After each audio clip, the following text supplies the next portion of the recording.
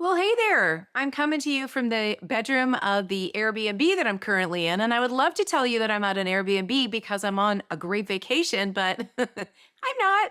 I'm at an Airbnb because my house is pretty much unlivable right now. And while that is not the topic for today's video, it is the inspiration for it. Because if you're anything like me, you have a bit of a janky nervous system. So when life throws you a big old poop sandwich and you weren't expecting it, you might respond by either getting really irritated and reactive and freaked out, or you might respond by completely shutting down and not being able to even answer a question or make a decision because you're so completely overwhelmed.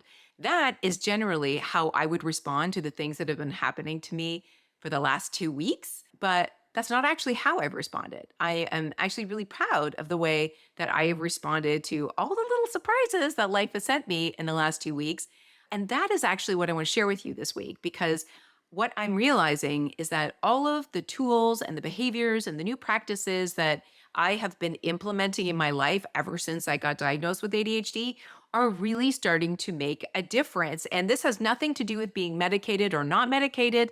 Either way, we still need to learn how to cope with life. And if that is something you struggle with because you have ADHD or autism, anxiety, PTSD, anything that impacts the nervous system, then this episode is for you. And I hope that all the things that I share will inspire you to make just even one small change that might move you towards a more regulated and calm nervous system so that you can respond to these little surprise events life gives you with calmness and thoughtfulness as opposed to reactivity or complete meltdowns, which was my immediate response for the majority of my life. So, snaps to my previous self for doing all this work so that my today self can actually get through what I'm going through with resilience and calmness, which I am so grateful for. So I'm going to get into that now. But if you're new here, welcome. My name is Karen McGill. I'm an ADHD coach and creator, and I'm here for the busy, ambitious brains who want to get schnizzle done, but they have janky nervous systems like I do. Until today, because we're going to work on that right now. Let's get into it.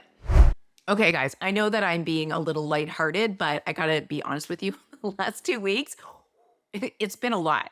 So my husband and I both live and work from home, and we have a very senior dog who's got a lot of anxiety and doesn't do well with change. We did everything we could to prepare ourselves for a major home renovation that we're doing in our house right now. We're getting our master bathroom completely remodeled, and there's a lot of people coming to and out of the house. There's like saws and banging and jackhammering, and we're trying to do that while still working. And our poor little dog, every time somebody opens the door, completely loses his mind. So to say that it's been a lot for the past couple of weeks is an understatement, but we knew that was coming and we knew it was in our control. So all good. But then just this past Thursday, we noted some water that was starting to come up through the floorboards in our kitchen. And then we realized there was big water stains on the ceiling below the kitchen. And it turns out that our dishwasher has been leaking for quite some time now. And there's water everywhere in the walls and in the floors of our house. So in addition to the major renovation that we've been going through, now we're going through another very unexpected one and even bigger one because we had to have a company come in and rip out all of our floors and the walls. And they've got a big industrial dryers going on. It's just, our house is a little chaotic right now, which is why we're here at an Airbnb. And while I could boohoo all day long, I'm very grateful that I have the resources to remove myself from a chaotic situation, to find my peace in a very quiet, beautiful home. So that's all well and good, but there's been a lot of other things going on behind the scenes, all good stuff, but just a lot of life changes between my husband's business and my business. And I don't know if you can hear the snoring in the background. I apologize. This is Chloe. She's our latest foster, which added just an extra level of spice to our life right now. My husband and I do a lot of volunteer work with the Austin Pug Rescue, which if you love dogs as much as I do, you might want to consider sending them a donation because they could really use it, and they're a fabulous organization. They do amazing work for pugs and other smush faces here in the Austin area.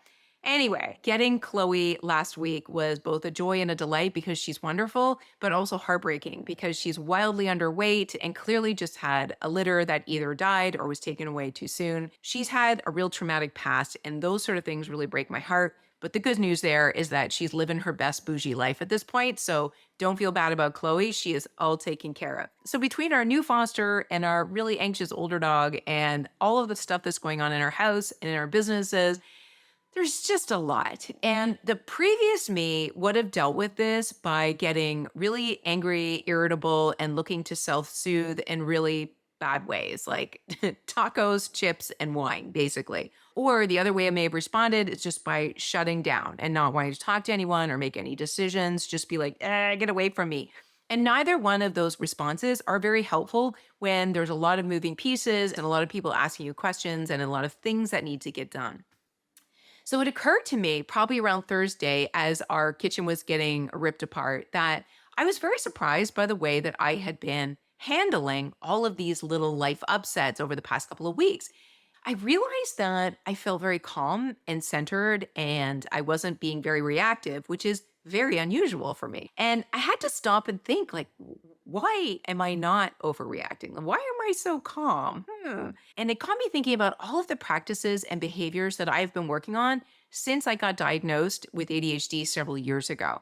And I'm just so grateful to my past self for adopting these practices and keeping them up because my today self is really appreciating this calm, centered nervous system that isn't either freaking out or completely going into freeze mode. And that's actually what I want to share with you today. And I want to frame this conversation around the window of tolerance. And that is this space where we can react to life's little surprises with that calm, centered thoughtfulness. When we are in parasympathetic mode, rest and digest, we're able to think and respond thoughtfully and not overreact to what's going on around us. And that is a beautiful place to be when you're in this situation where you're getting hit with a ton of different life surprises, if you will. So I started journaling this morning about all of the various different things that I'm doing differently that has helped me stay in control while my outer world feels out of control. And I hesitate to share all of them with you because you're gonna be like, there's no way that I can do all this. That's not what I want you to take away from this. I only want you to take away maybe one or two behaviors or tools that you might be able to implement in your life. So when life does hit you with a gut punch, you're a little bit more prepared for it. Here's what I wrote down in terms of the things that are a bit different and really helping my nervous system. Obviously, yoga and meditation, which is something that I have been doing for a long time. But as I've shared in a few episodes, I have been getting deeper into meditation because the more I do it, the more I feel the benefits of it. Yoga has just always been a part of my life, but those two practices are really good for calming the nervous system, both in the moment when your nervous system is feeling jacked up, but also as a preventative method. If you can start to build a meditation practice, even if it's just 5 minutes every day, it will make a difference. And you won't notice it at first until a situation comes up where generally you would react in a way that you wouldn't like to react. And you notice that your reaction is a little milder or you're not being reactive at all. So even if you don't feel immediate results from these things, I want you to know that the changes are happening and they will show up in a moment when you need them to be there. So beyond yoga and meditation, other things that I have been doing as non-negotiables is getting outside every day. I gotta tell you, if I go outside to this little back road near my house and just walk back and forth on it, because it's green and there's nobody there and it's quiet, I just immediately feel a release. And I cannot tell you how important that is, especially in moments when you are feeling triggered or you're hyper aroused and you just need to calm down. Go outside. The other thing that I've done, especially right now in November of 2023, there's a lot of really heartbreaking and heart wrenching things going on in the world. And every time I pick up my phone to go on social media, I am bombarded with violent pictures or angry discourse from people on every side of a situation. And it's very jarring to my nervous system. I'm sure it's jarring to everybody's nervous system. It's hard to watch, it's hard to see. And I've had to take a big step back from social media because of it.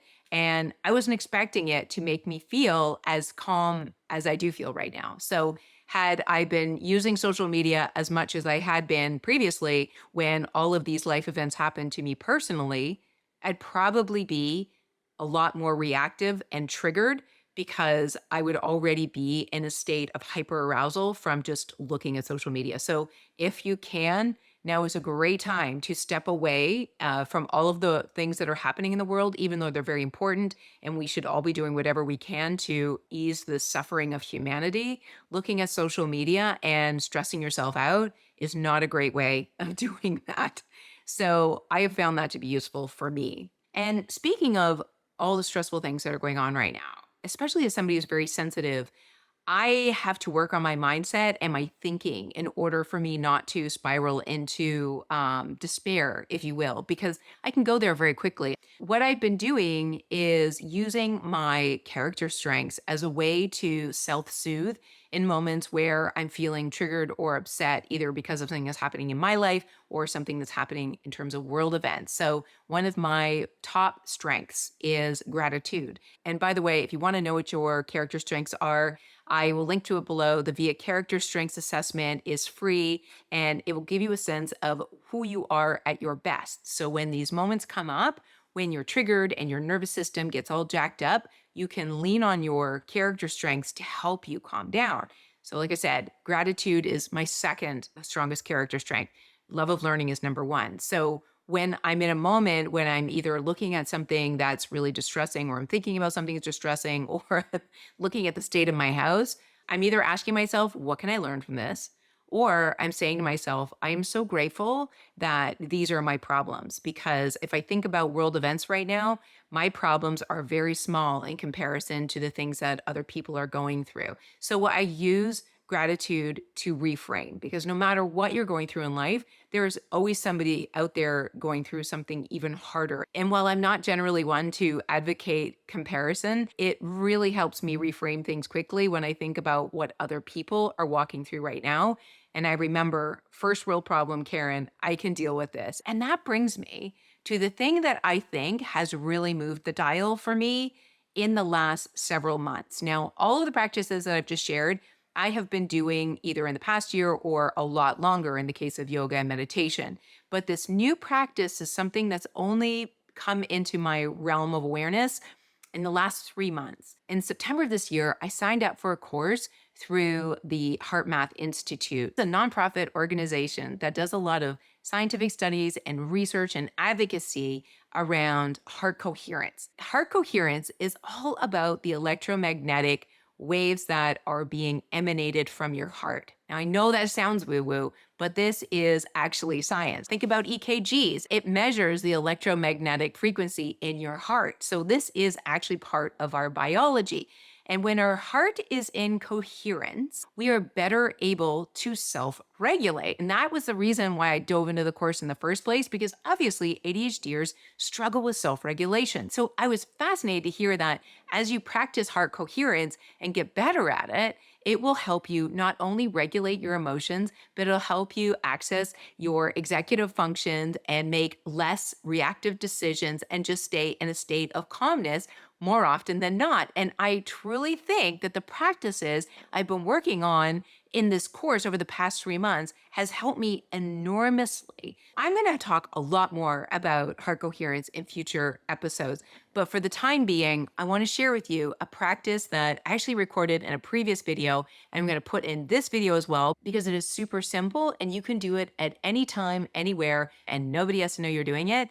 And it clearly makes a huge difference. If you are neurodivergent, you suffer from anxiety, PTSD, or any of the things that impact your nervous system, practicing heart coherence can help you open that window of tolerance so that you're not going into hyperarousal or hypoarousal, and instead you're able to stay in parasympathetic rest and digest mode no matter what's happening around you, because we don't have control what's happening around us, right? We only ever have control on how we react to the things that are going around us. And heart coherence and the various different exercises that I'm going to continue to share with you are really good ways of strengthening that muscle so that you can stay less reactive, more calm, make better decisions, stay in touch with your intuition, which is so cool, and fire up your executive functions. So, no matter how out of control your life feels, or no matter how out of balance your nervous system feels, there's an opportunity for you to come back to calmness and presence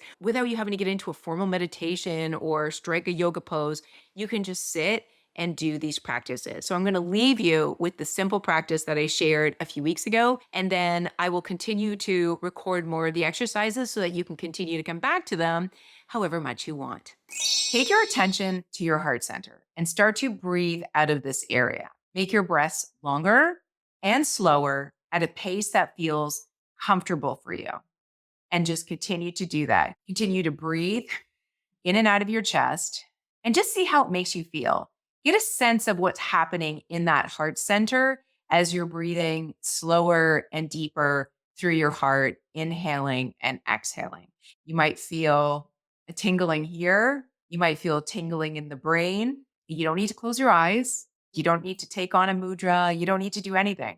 You just slow your breath, keep your attention on your heart center, and find a rhythm that works for you and continue.